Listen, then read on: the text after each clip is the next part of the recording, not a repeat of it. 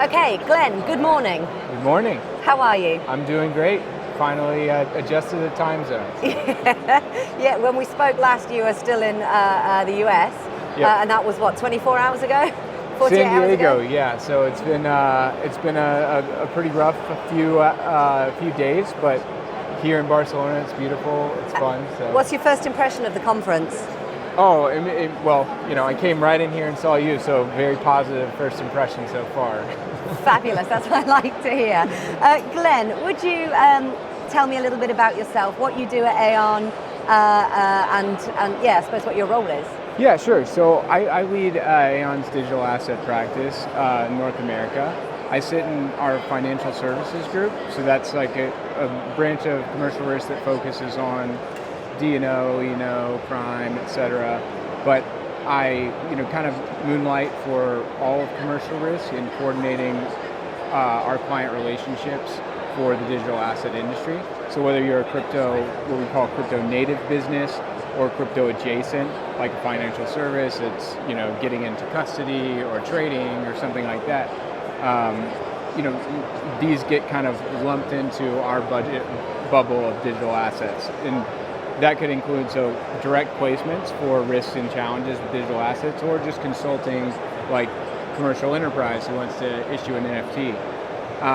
So that's kind of like hat number one. Hat number two is I work with what's called our Aon Growth Ventures arm, and I sit as an advisor to the board of their Web3 Growth Accelerator, which we established last year. And the Web3 Growth Accelerator, what we're working on through Aon Growth Ventures, essentially is about how can we run our innovation at scale playbook, and how can we invest in different talent, resources, products, partnerships now that will pay dividends in the medium long-term range. You must have seen over the last 5 years, inclusive but not limited to COVID, huge changes in these kind of areas with the acceleration of sort of the digital world. What's been the biggest thing for you over the last 5 years across both your hats?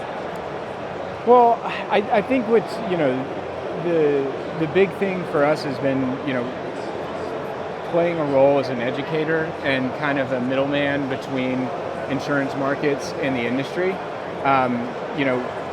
Traditional financial institutions, insurers are probably about the slowest moving you can get. So they're incentivized to be good stewards. Everyone's trying to be good stewards of capital, but they're incentivized to manage and hedge risk. They're not trying to be aggressive like a hedge fund or private equity might, trying to seize on innovation. They're trying to be as pragmatic and risk averse as possible. So with the regulatory landscape the way it is, and crypto being like one of the most polarizing topics the last 5 years, there's definitely a lot of hesitancy to get involved. So that journey on the innovation side has been, how can we modify products, existing risk products, to fit the evolving needs of the digital asset industry, and how can we create new products and services that are better equipped to address the risk challenges that we face. And then number three, which is more of the recent last couple of years, is how can we leverage this technology to improve what type of offerings that we can offer for insurance. What a diverse job you have. You must have so many different hats and so many different deep knowledge pockets that you're having to bring together to build these kind of products. Well, fortunately, that's empowered by Aon. We have what's called our DAU, which is Delivering Aon United, which was a very strong value prop to me in coming back to work for a public company, is seeing like how you unify an organization across 55,000 whatever employees. And I can wear a lot of hats and work with a lot of people, and that's definitely fun and navigating the firm, but I wouldn't be able to do all that if we didn't have so many different leaders in areas of different subject matter expertise A lot of times it's not necessarily that you need to understand the crypto so well as that you need to understand your products well enough to be creative and to work with people who can, like myself, who can identify what the industry needs and find ways to change and evolve products that can be a better fit.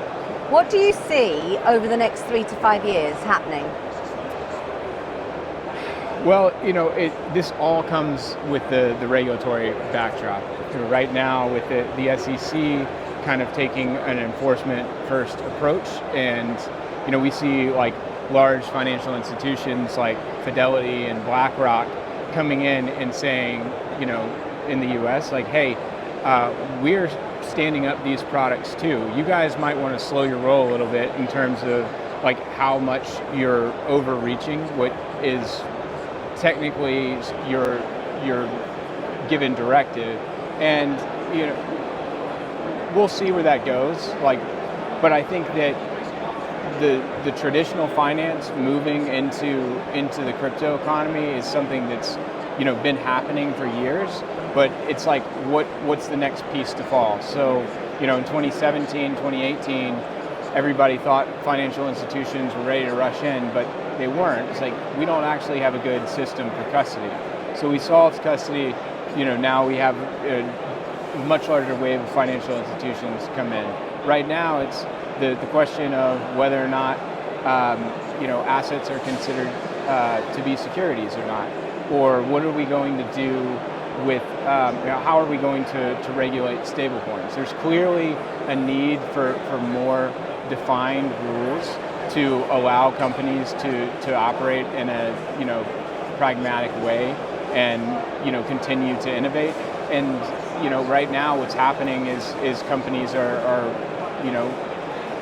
expanding their operations in Europe and in China, who have been more receptive and have of late said we're going to give you guys rules that you can operate by. So if we can get some of that cleared up in the U.S., I think that the big next chapter for the crypto industry is going to be that involvement of financial institutions, like moving real money, having an approved ETF, making it.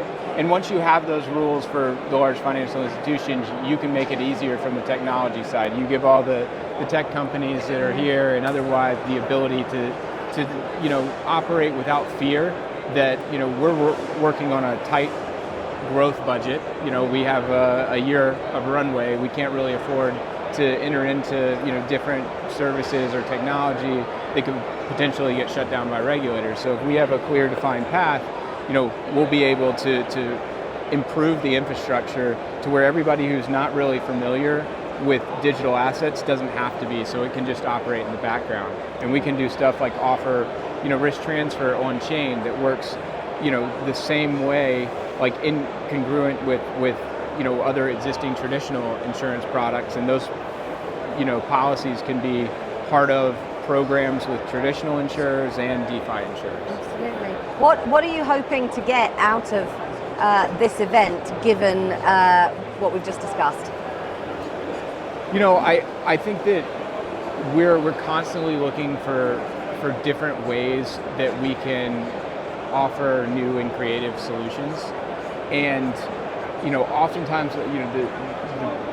where a lot of conversations happen with our clients is they come to us, we help them with their D&O, we help them with their custody crime, we help them with their cyber tech E&O, but they're saying like, well, look, like we have this risk that we would like to do X, but we can't without some sort of product for our customers, or we would like to do, we'd like to enter into a relationship with this firm, but they're not going to do it unless we have a product that looks like this. And so, those aren't all things that can just be created in the Aeon incubators. It's just, while we can do a lot, it often comes with partnerships and getting new ideas. So that's really what's driving this, is like wanting to learn about different things like embedded products that could better solve issues for our customers,